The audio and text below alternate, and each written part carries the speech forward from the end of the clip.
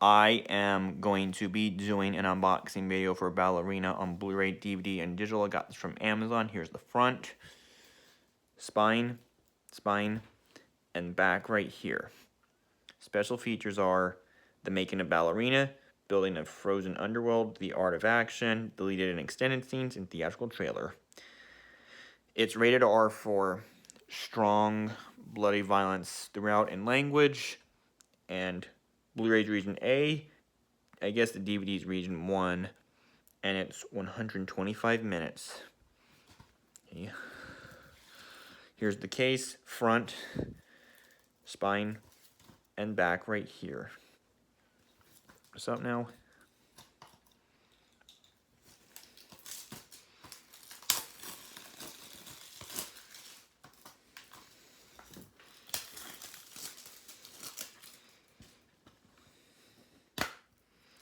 Here's the Blu-ray, the digital copy code, and DVD.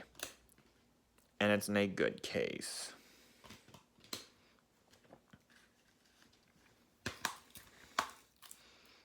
And